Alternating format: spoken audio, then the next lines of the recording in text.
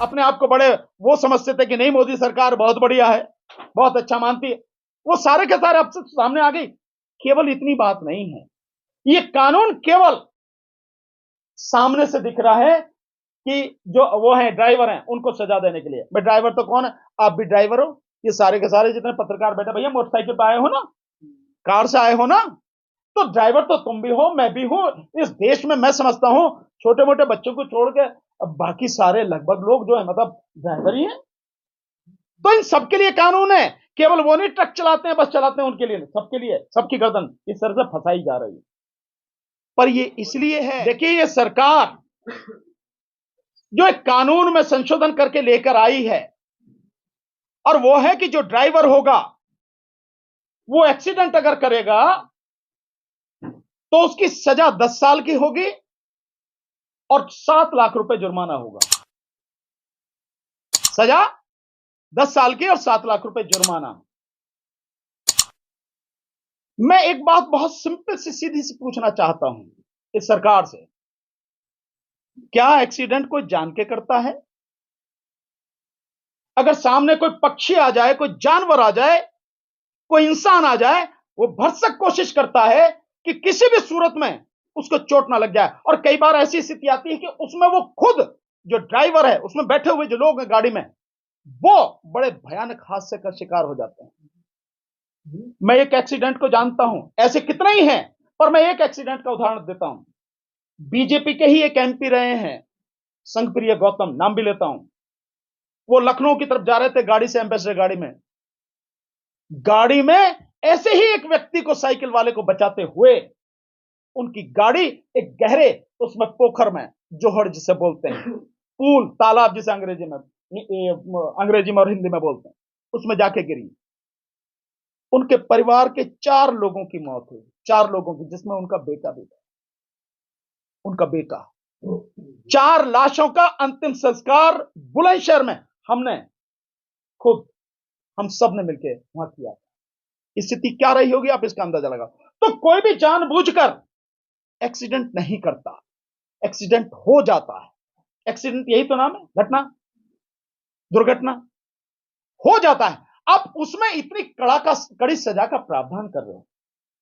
अगर आपको लगता है कि इसकी जरूरत है और आप इसे रोकना चाहते कि कोई जानबूझ के ना करे, तो भाई उसके लिए तो कानून पहले से ही है। अगर कोई व्यक्ति जानबूझकर एक्सीडेंट करता, चोट मारता है, तो नियत देखी जाती है, इंटेंशन कानून में, तो उसके लिए तो कानून है ऑलरेडी।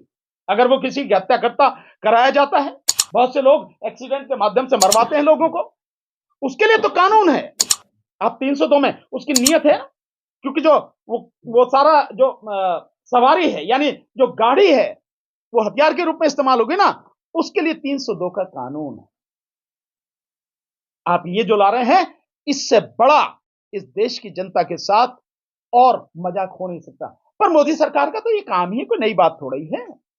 ये जो ड्राइवर अपने आप को बड़े वो समझते थे कि नहीं मोदी सरकार बहुत बढ़िया है, बहुत अच्छा मानती है, वो सारे के सारे अब सामने आ गई। केवल इतनी बात नहीं है, कानून क्यों लाया गया है, इसके पीछे बहुत गहरी साजिश है। ये कानून केवल सामने से दिख रहा है कि जो वो है ड्राइवर हैं उनको सजा देने के लिए। भाई ड्राइवर तो कौन है, आप भी ड्राइवर हो, ये सारे के सारे जितने पत्रकार बैठे, भैया मोटरसाइकिल पे आए हो ना, कार से आए हो ना, तो ड्राइवर तो तुम भी हो, मैं भी हूं। इस देश में मैं समझता हूं छोटे मोटे बच्चों को छोड़ के बाकी सारे लगभग लोग जो है मतलब ड्राइवर ही हैं।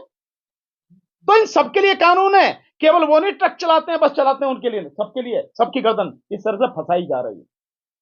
पर ये इसलिए है कि जो 2024 में यह सरकार ईवीएम के माध्यम से जीतने का षड्यंत्र जो कर रही है, और इस बार जनता ईवीएम से चुनाव होने नहीं देगी।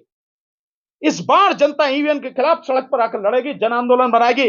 उस समय कोई भी व्यक्ति किसी भी तरह से बस में, ट्रक में, गाड़ियों में, मोटरसाइकिल पे कहीं बैठ के ना आ जाए, इसलिए पहले इनकी गर्दन दबोचो।